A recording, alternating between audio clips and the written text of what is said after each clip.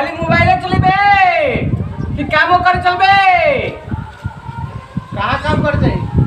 Boot में आओ, हम जातनी खेता पर। ठीक बा जा। जल्दी खा जाइए। ठीक बा। हाँ।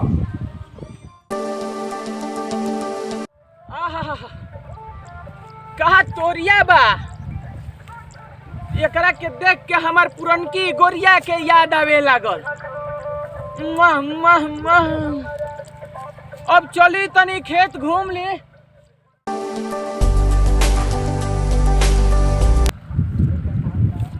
बतावो, हई पुतला हमार तोड़ देले बाड़ो सो।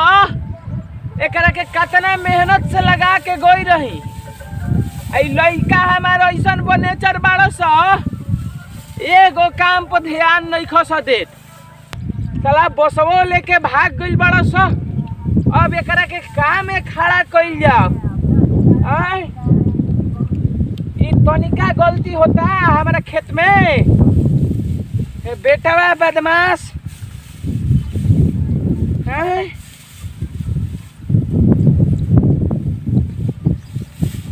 का में टांगी, अब का में टांगी। आब तो सुन तो अभी आई ना कह के गनिया कि खा के खेत पे आ। अभी तक ले कौनो था पता नहीं खे कनी के। ई बेटा जमल बड़ा सो माई के करेजा खातलो घरवा। ई न कि आके है जा आ 2 दिन ना रहला पते ई दशा भइल बा। आदमी मर जाई त का करी हस। एकनी के आवत तो लौरिये से ओकरा के बतावत।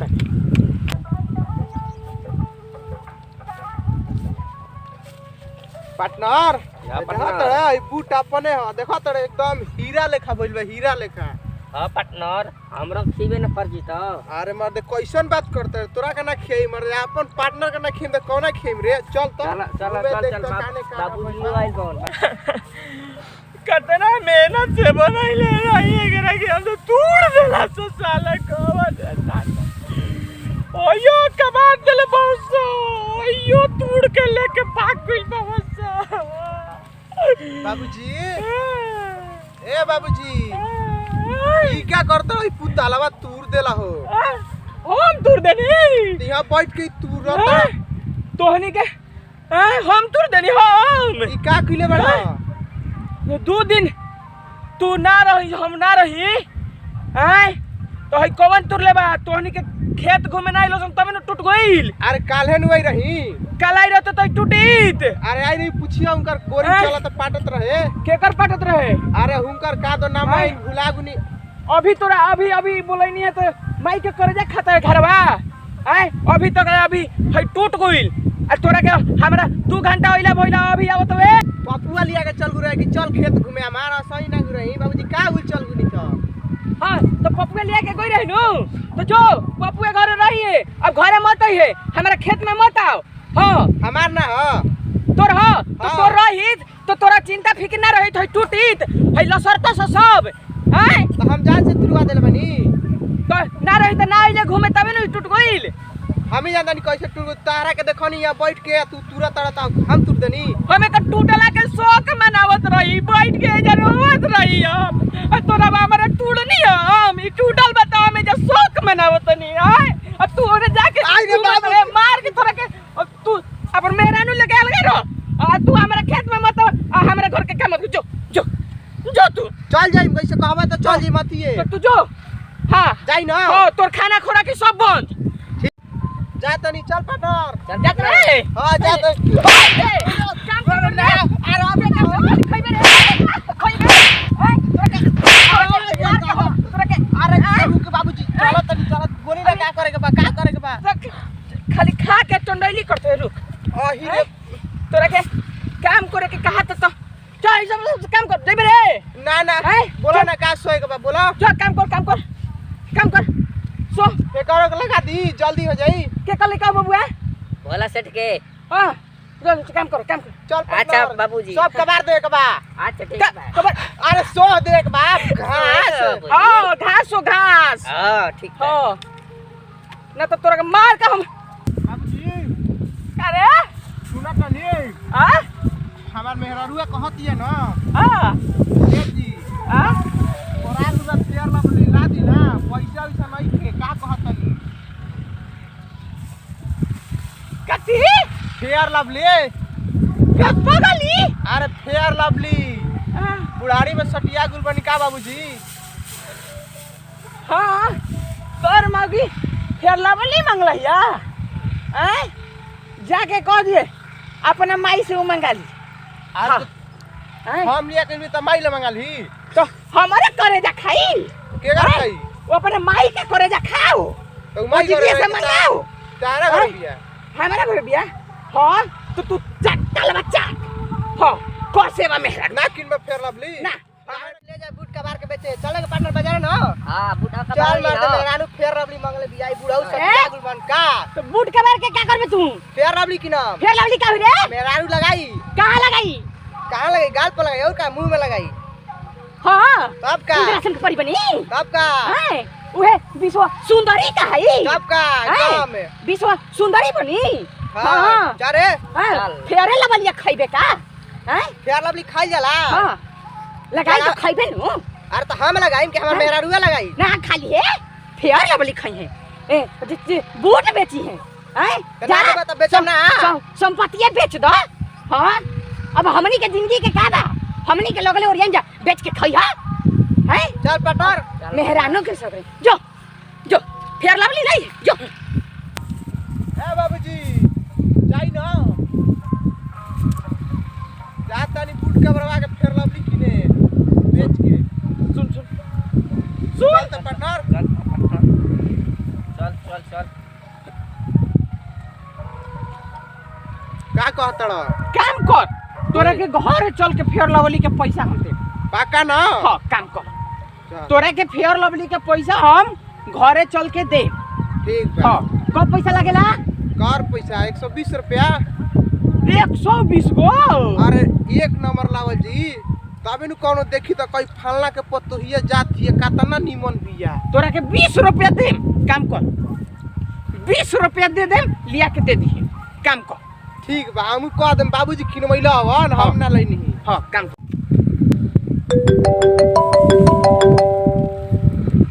हेलो हाँ बोला का कहता हूँ क्या हाँ खुश रह ना एने आइल पे जब बूटे में थोड़ा घाट सोहाता ना हाँ भाई जा हम बाबूजी ठीक बा का लहंगा ठीक बा हम पूछ के बताओ तनी बाबूजी ले ठीक बा उ तो 20 रुपया के हल्दी उ तो 20 रुपया के दे तन किने खातिर में सार दीदिया के फेयर लवली लागे के बा बुढ़ाऊ के जन बुढ़ारी में सतिया गुल बा हाँ ठीक बा रखत तनी बाबूजी है बड़ा ठीक बा ए बाबूजी एगो बात कही का रे अरे हमर का तो सलिया का बियाह होता हां तो कहतिया नु ए जीजा जी हां एगो लहंगा किनवा दी फर्स्ट क्लास के ब्रांडेड माल हां लहंगा लहंगा हाँ लहंगा वो का होकेला रे का होखेला हां पेनहल जाला अरे तो पूरा ससुरारी के ठीक है तू ही ले लेबो ए तो ओकर जीजा लगम त मैंने कह देलस त का हो गइले क्या हो गई हां तो ओकरा के लहंगा महंगा किन दे आ तो शादी होतई से हां ओकर दूल्हा किनी अरे ओकर दूल्हा कैसे किनी हां तो जेकरा से बियाह करी उहे न किनी आ तो हम ओकर जीजा ही ना तो तू किनबे का उल किन देम त एगो छोट साली बिया मंगले बिया जीजा जी एगो लहंगा किन देम त का उल किन देम त ना किनेला काहे ना किनाई ना किनाई